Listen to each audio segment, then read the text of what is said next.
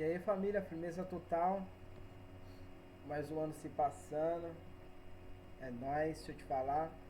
É, a aula de hoje a gente vai falar de período joanino, né? Então é uma aula extremamente importante porque ela tá de complemento com a aula anterior. Então na aula anterior a gente falou da vinda da família real para cá, os motivos que trouxeram ela para cá, certo? As questões que estavam rolando lá na Europa, né? O bloqueio continental de Napoleão, a invasão de Napoleão na Espanha, e consequentemente, posteriormente, em Lisboa. Inclusive a gente mostrou um quadro do Janot, né? É, recebendo ali, acolhendo na perspectiva do francês, acolhendo Lisboa, né? E a expansão ali daquilo que a gente vai chamar na história geral de expansão do iluminismo, né, através do Império Napoleônico. Então a gente tem a chegada da família real aqui para o Brasil, a gente vê que essa chegada ela traz muitas mudanças estruturais no Brasil, a abertura dos portos, os tratados de comércio e navegação com a Inglaterra, né, dos produtos, em relação aos tributos dos produtos ingleses, a gente tudo te falou na aula anterior.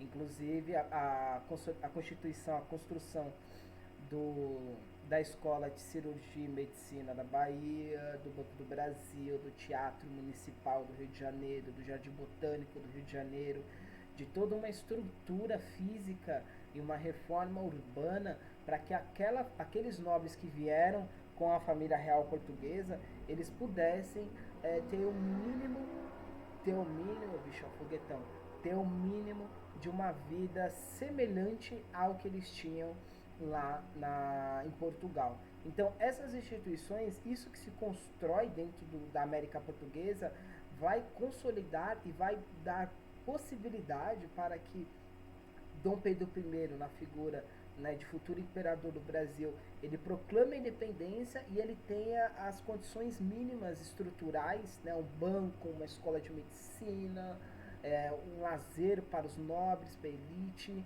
né, uma interligação econômica muito forte, cobrança de tributo geral, né, para sustentar essa nobreza.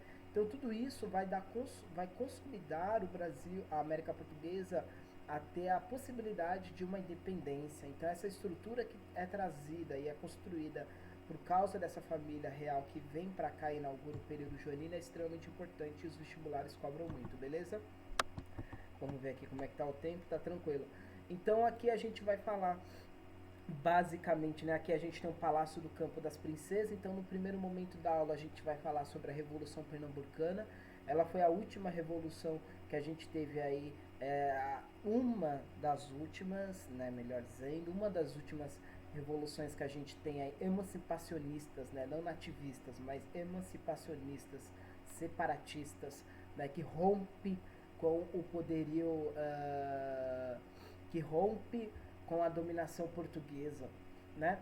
Ela é uma das últimas que a gente vai ter aí, a Revolução de Pernambuco, e ela é extremamente importante, né, para isso. E a gente, na aula passada, a gente falou da Revolução, a Inconfidência Mineira e a Revolução Baiana, certo? Então isso é importante aí, essa que vem como o último pilar aí. Então a gente tinha uma revolução, uma Inconfidência Mineira extremamente articulada pela elite, a gente tinha a Revolução Baiana, um movimento extremamente amplo e popular, certo? Com ideais iluministas. E a gente tem a Revolução Pernambucana, um movimento que faz parte, uma parte da elite religiosa, uma parte do exército, uma parte dos mercadores mesmos que estão aqui nessa região, eles aderem a esse movimento, fazendo ali um apanhado também de populares que aderissem a esse tipo de movimento da revolução de rompimento com a metrópole.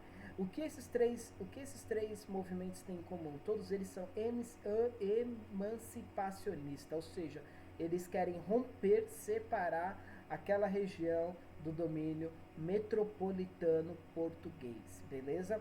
Aqui a gente tem uma representação da bandeira da Revolução de Pernambuco, certo? E aqui é uma clara referência ao quadro francês, né, que a gente tem aí a gente não, né, mas foi feito da Revolução Francesa, que é a liberdade guiando o povo, né? Então você tinha uma mulher levando uma bandeira, uma figura feminina levantando uma bandeira, guiando aquele povo para isso. E além disso, a gente vê aqui nesse vidro, nessa janela, que a gente tem a bandeira do Brasil representada, ou seja, e a bandeira em destaque aqui é de Pernambuco, como se a Revolução Pernambucana ela fosse um dos pioneiros, uma das vanguardas para constituir aquilo que vamos chamar posteriormente de independência. Por isso que eu falei que ela é um dos últimos movimentos emancipacionista e ela tem influências iluministas da Revolução Americana, mas basicamente, né, elas estão anterior à independência do Brasil. Então elas influenciam a independência do Brasil, basicamente é o que está sendo exposto aqui nesse vidraçal. Esse aqui é o Palácio dos Campos das Princesas, Campo das Princesas, é o Palácio do Governador, a residência do governador de Recife, de Pernambuco, né, Recife, na cidade de Recife. Então é uma das entradas aí que a gente tem, tá? Beleza. Então a Revolução, né, ela contava com o aumento dos impostos, né, aquilo que desencadeou a Revolução foi um aumento dos impostos que foi decorrentes à chegada da família real para o Brasil em 1808, ou seja, quando você tem a retirada do principal centro econômico do país, da América Portuguesa, da colônia, do Nordeste, que era a cana-de-açúcar, trazendo ele agora para o eixo Sudeste, né, que é a mineração, e posteriormente a vinda da família real para cá, transfere todo o eixo político, todo o eixo de impostos, de arrecadação e de tudo, de circulação de moeda para a região sudeste. Então, Recife ela passa por diversas dificuldades econômicas, não só de abastecimento de escravos, mas também de circulação de moedas e abastecimento de produtos.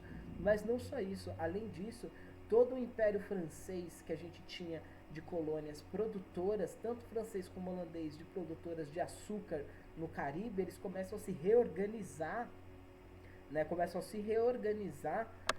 na ótica da expansão napoleônica. Então, nesse momento, a gente tem que o açúcar brasileiro ele começa a decair o preço. Então, o preço, por causa da concorrência das outras colônias, de outras potências, a gente tem aí uma concorrência maior, o preço cai, o abastecimento da região abaixa, a circulação de moeda abaixa, então tudo isso acaba acarretando diversos descontentamentos de vários, presta atenção, de vários setores daquela civilização.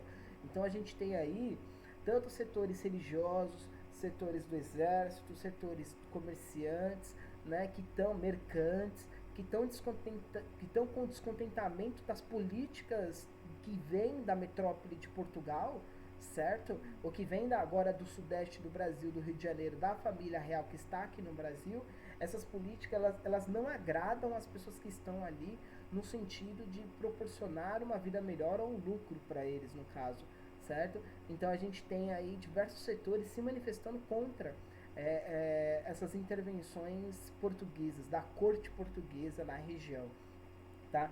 E no dia 6 de março a gente tem que grupos civis e militares eles se rebelam e tomam a cidade de Recife e o governador Cusão Caetano Pinto vaza, né? Fica com o cu na mão e vaza, fuga total da cidade. Aqui a gente tem uma obra do Antônio Parreiras, né? Um pintor muito conhecido brasileiro, né? Que a gente tem a benção da bandeira da Revolução de 17. Então o que aconteceu basicamente? Os revoltosos tomaram a cidade, expulsaram o governador e eles fundaram uma nova região. A região ali agora ia se tornar um novo país, uma confederação, né? Ia unir ali a Pernambuco, Paraíba, Rio Grande do Norte, né? Então aqui a gente tem a bandeira, a gente tem os setores que participavam, militares, populares, a classe média, até o cachorro aqui, ó, 1000 graus saiu na foto, e os religiosos que estavam participando também desse movimento de emancipação, da Revolução de Pernambuco. Pernambuco é um ambiente extremamente propício para a revolução. A gente teve várias, né? A revolta dos mascates, a expulsão dos holandeses, né? Teve várias revoltas aí nesse cenário. Então, Pernambuco é uma região extremamente efervescente para conflitos que acabam ocorrendo por ela ser protagonistas em um dos determinados produtos principais da América colonial. Beleza? Então aqui a gente tem a benção da bandeira, a bandeira é essa, a gente vai falar um pouco dela. tá? E o que basicamente eles queriam, né? Eles tinham fortes indícios, né? Eles tinham fortes inspirações na Revolução Americana, né? Então o que eles queriam basicamente? Eles decretam a lei orgânica, que é uma lei que ela vai organizar como que essa sociedade nova, separada da metrópole de Portugal, ela vai se administrar, né? E o que ela determina? A separação entre os poderes, que é um princípio básico de Montesquieu, né? Então, a gente separa o poder legislativo, executivo e judiciário, né? Quem executa as leis, quem cria as leis e quem julga supostamente crimes e as leis, né? São grupos separados. Não pode ter um imperador, não pode ter um rei que vai escrever leis. Quem escreve leis é o legislativo, não é o rei, não é o imperador. Então eles têm um movimento muito próximo, né, mais próximo da Revolução Americana do que propriamente da Revolução Francesa. Então ela tem uma inspiração iluminista muito grande. Mas não só isso, a liberdade de crença, até porque a gente tinha uma região extremamente que tinha muito fluxo de judeus, muçulmanos e diversas mercadores de diversas regiões do mundo, né? A liberdade de crença e de expressão, né? Até porque os jesuítas também foram perseguidos em um grande período da história da América Portuguesa. E a igualdade de direitos, inclusive, que igualdade de direitos? De possuir escravos. Então a Revolução Pernambucana, ela tinha até isso em semelhante com a Revolução Americana, que ela não abolia escravos, a escravidão, mas ela não abolia a escravidão, mas ela estendia esse direito de ter escravo, inclusive para os ex-escravos. Então o ex-escravo às vezes era proibido em determinadas regiões da América colonial de comprar um escravo, mesmo que tivesse dinheiro, né? Porque a compra de escravo, ela simboliza a ascensão social, então é bloqueado isso. Então na Revolução de Pernambuco eles liberam isso, colocando que o direito de possuir escravo ele é para todos, inclusive para quem é ex-escravo. Mas ela não abole a escravidão, isso é importante, isso não é nem questão de discussão na Revolução de Pernambuco, beleza? Então aqui a gente tem a bandeira de Pernambuco, a gente tem a bandeira, né, da Revolução. E interessante que essa bandeira é a mesma bandeira de Pernambuco, da cidade do estado de Pernambuco, menos 2 estrelas, né? Só tem uma estrela aqui. Então a bandeira ela representa essa parte branca e a cruz, a denominação que tinha sido essa terra antes, né? Que era terra de Vera Cruz, uma coisa assim, ou Santa Vera Cruz, não lembro agora como ela foi denominada o primeiro nome. Além disso, a gente tinha o arco-íris, né, que simbolizava aí a vinda de tempos melhores, né, essa relação, essa proximidade que eles tinham com o iluminismo, né, o sol semelhante, né, você tem o sol aí como representante de momentos e dias gloriosos, dias melhores, e essas 3 estrelas aqui, ela simboliza basicamente Pernambuco, Rio Grande do Norte, né? E Paraíba, né? Que é a confederação ali das 3 capitanias do Nordeste que se une para a Revolução de Pernambuco para se separar da metrópole, basicamente. O que acontece? Aqui a gente tem uma pintura do pai do José Peregrino, né? Um dos grandes líderes dessa revolução, né? Esse garoto em torno de 19, 20 anos, não lembro quantos anos ele tinha, né, o pai dele aí pedindo, né, para os revoltosos, aqui são os revoltosos, ó, ver a bandeira aqui, eles aqui muqueado, né, o pai dele com um crucifixo na mão, ele pede para o seu filho, José Peregrino, para que ele abandone o movimento e se entregue aos portugueses, né, em contrapartida aí o menino manda tudo tomar no cu e fala que vai fechar no crime aí com o movimento contra os portugueses até o fim, tá ligado? E o que acontece? Portugal manda diversas forças navais e terrestres para destruir o movimento da Revolução, né? Para destruir esse governo que foi implementado na América Portuguesa em paralelo aí na capitania, uma das mais importantes da região, a de Pernambuco, beleza? Então diversos reforços navais e terrestres chegam à região e eles conseguem dominar o movimento e destruir o movimento e prender eles. Desculpa. Basicamente aqui a gente tem uma imagem, né, os mártires da Revolução de 1817, do Antônio Parreiras também, né? E a gente tem a execução, né, do padre Miguelinho, né? Esse mano aqui, tá?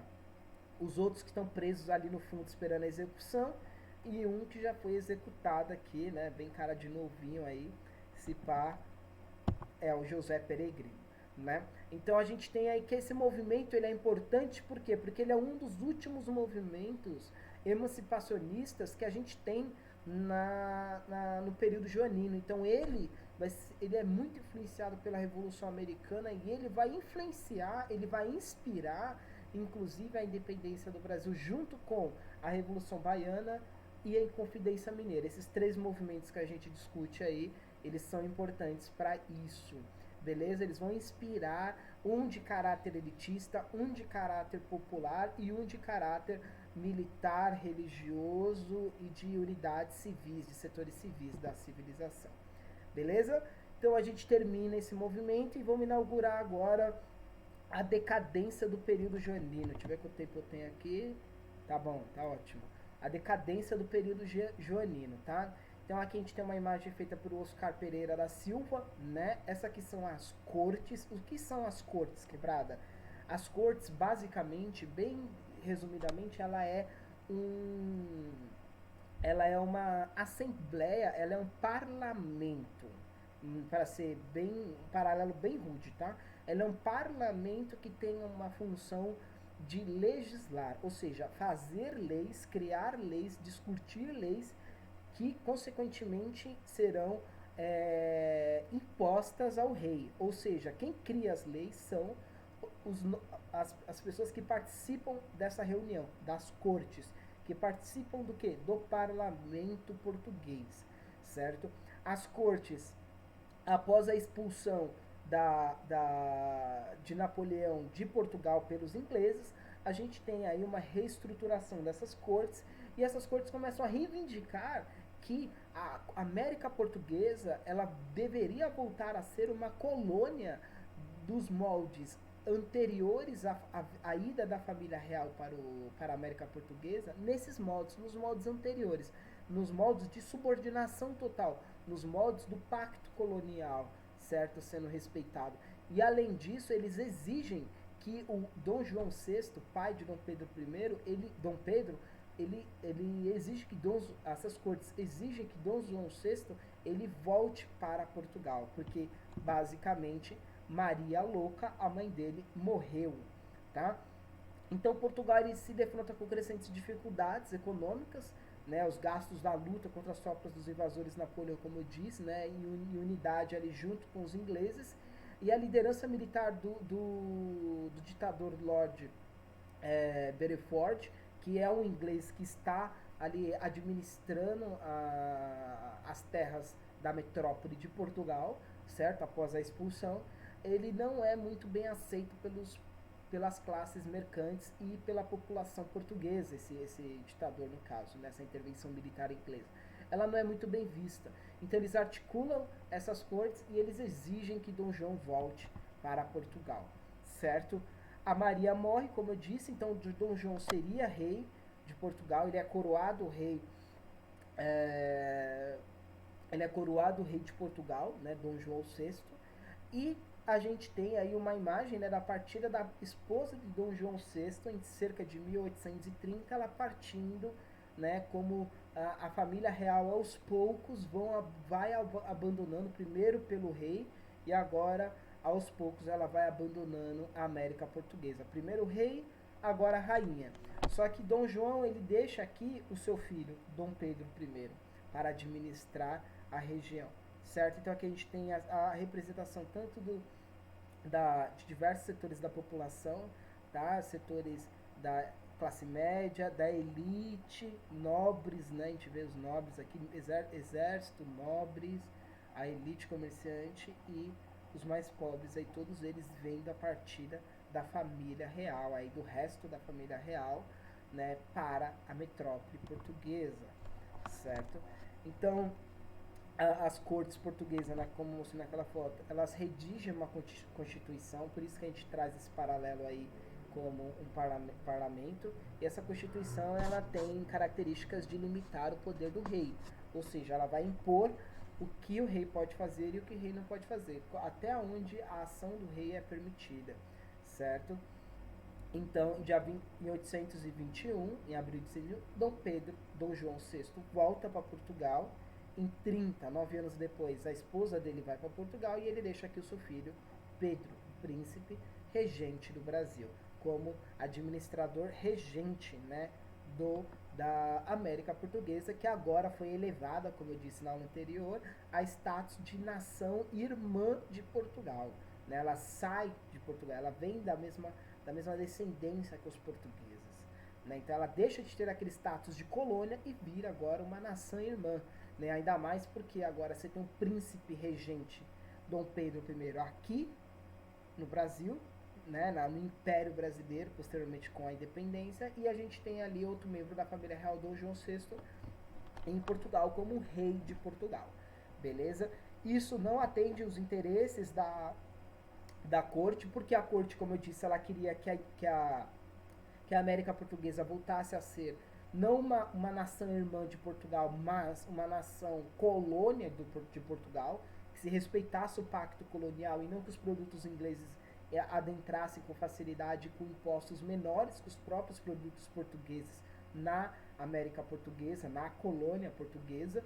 Né? Então a gente tem aí um movimento muito forte, né, de contestação da permanência de Dom Pedro I dentro da América Portuguesa, porque enquanto ele estiver aqui, enquanto membro da família real estiver aqui, um descendente direto do trono de Portugal estiver aqui, a América Portuguesa nunca vai poder voltar a ser colônia, porque Dom Pedro I ele é príncipe regente, ele está administrando.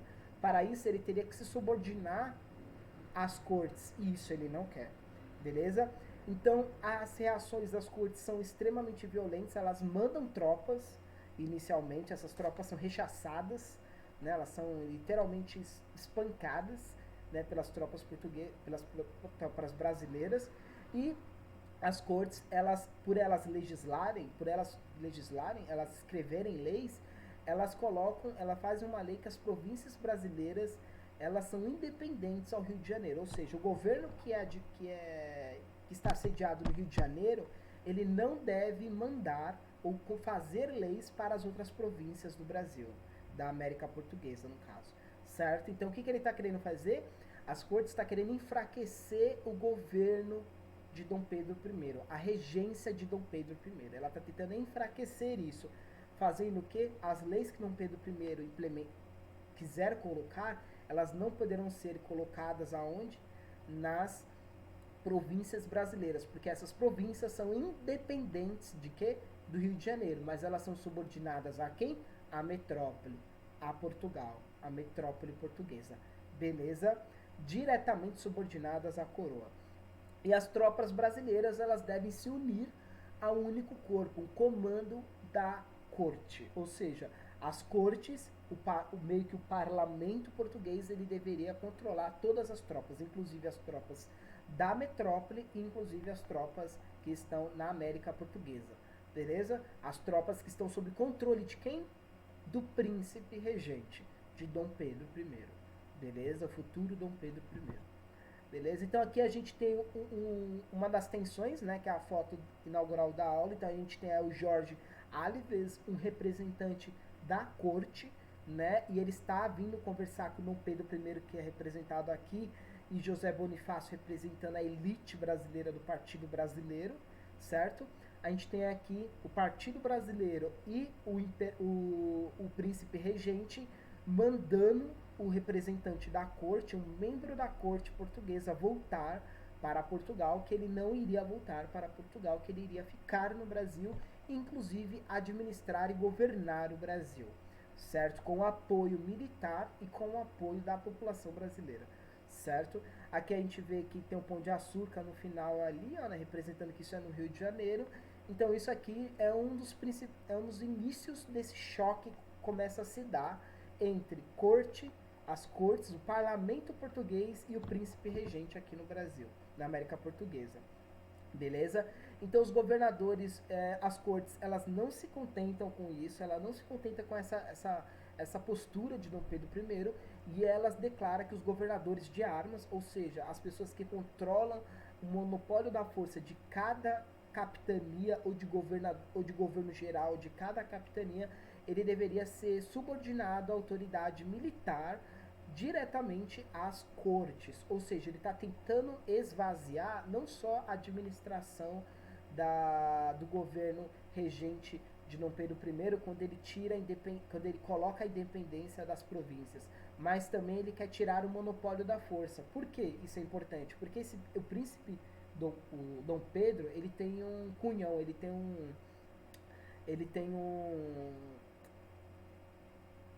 um título, né, que é o título de que ele é o príncipe guerreiro, ou seja, ele é extremamente militarizado, ele controla as tropas muito bem, sabe? Ele é um extremo estrategista, ele é muito bom estrategista militar, né? Então eles pretendem enfraquecer a administração e o poder militar de Dom Pedro para forçar que ele volte a Portugal, né?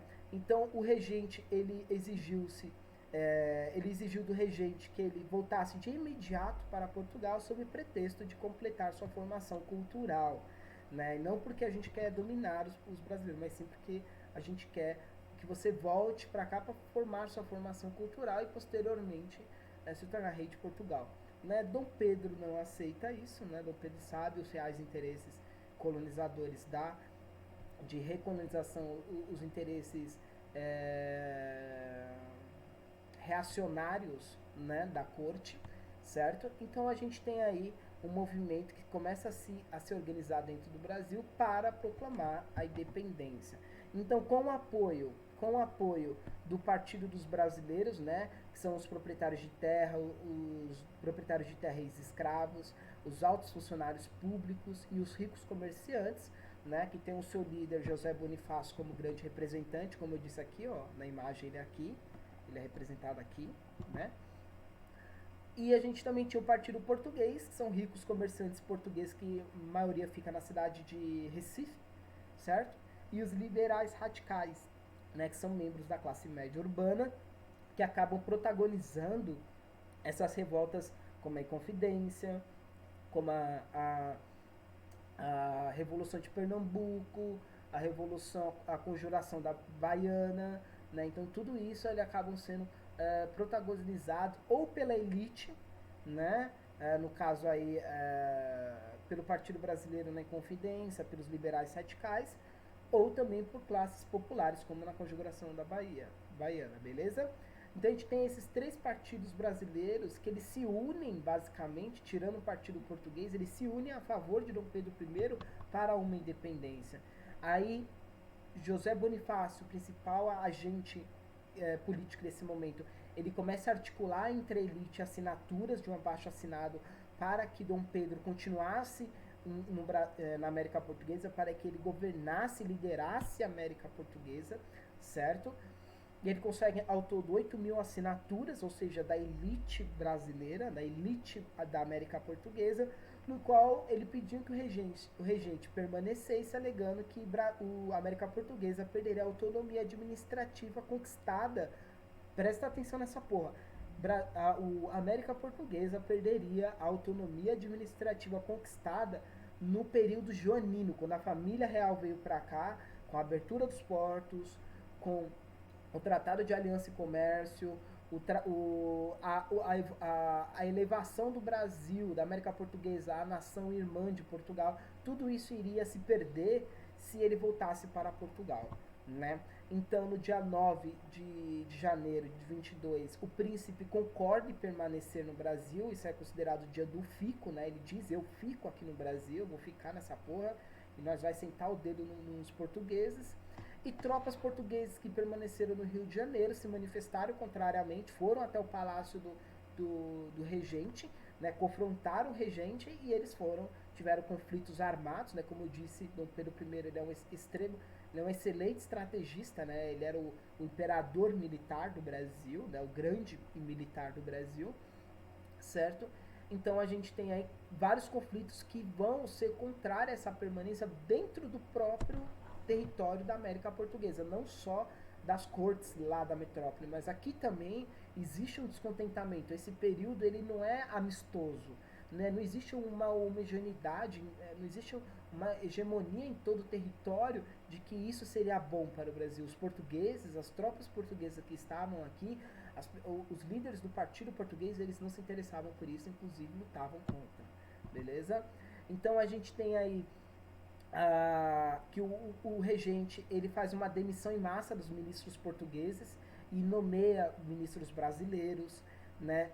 Ele estabelece o cumpra-se, né, que são as ordens de Portugal, elas só seriam executadas sob autorização do próprio príncipe. Então, qualquer ordem que viesse da corte, contrário ao que a corte queria, qualquer ordem que viesse da corte, das cortes portuguesas, ela deveria primeiramente passar pelo regente e só ser implementada se o regente autorizar. Completamente contrário ao que as cortes queriam, né? Elas queriam tirar a autonomia política dele, fazendo independente as províncias, mas ao contrário, ele faz um movimento inverso, mantendo nele centralizado aqui o poder.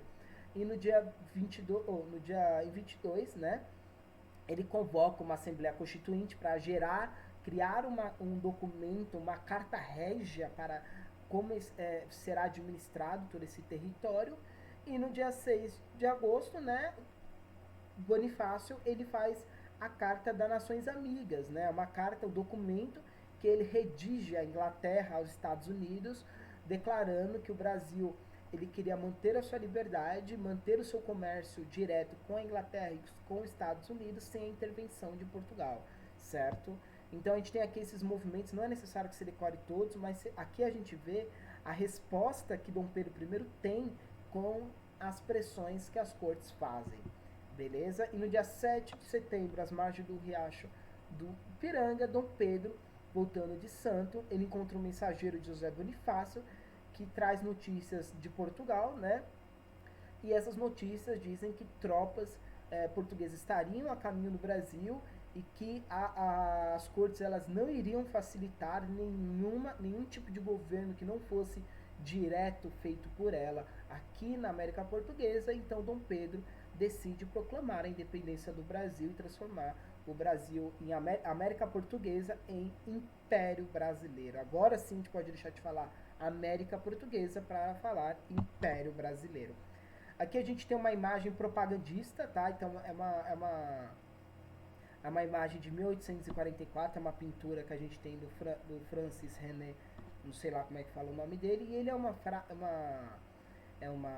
pintura que foi feita no período do Império, certo? Então é um período onde você quer enaltecer a liderança de Dom Pedro I nesse período, né? E Dom Pedro I, como eu disse, esse período de independência, ele é extremamente conturbado, porque tropas chegam aqui no Brasil, ele tem que lutar, defender o território contra essas tropas pós-independência, e tropas que já estavam aqui no Brasil também se rebelam contra, e outras regiões tentam também se separar do próprio Rio de Janeiro. Então, nesse momento, a gente tem aí diversos conflitos explodindo no Império Brasileiro, e ele é controlado e todo administrado por Dom Pedro I.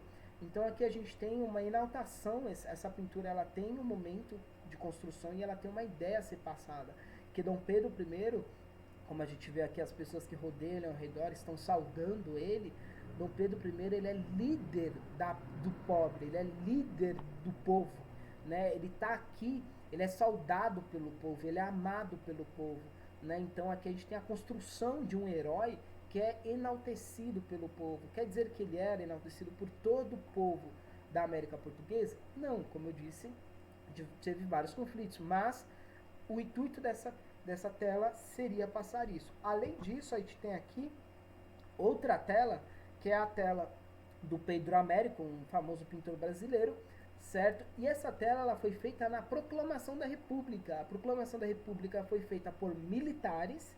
E agora, em contraste que a gente estava vendo aqui um apoio popular, agora a gente tem o quê?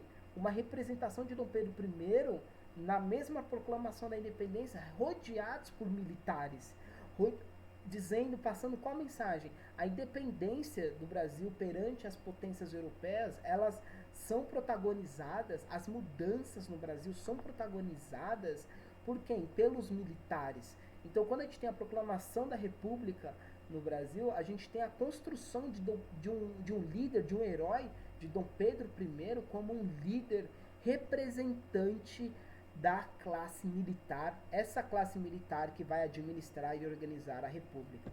Então aqui a gente tem duas obras de arte que passam momentos distintos da história e que elas querem passar uma propaganda diferente porque elas estão em momentos distintos. No momento do Império, onde ela quer mostrar que Dom Pedro é o aclamado pelo povo, amado pelo povo, como se todo o povo o amasse, e aqui, né, já na República, que os militares são a vanguarda de qualquer movimento emancipacionista ou de liberdade aí para a América, para o Brasil, certo? Ambas têm fator com a realidade? Não. Em um determinado momento sim, né? Mas assim, em um determinado aspecto sim. Mas elas são imagens que são feitas, quadros que são feitos com um viés político. Isso é importante. Beleza? Então a aula de hoje é isso. Na próxima aula a gente vai falar das independências da América Espanhola e posteriormente a gente já vai falar do Império Brasileiro. Fechou? Tamo junto. É nóis, quebrada.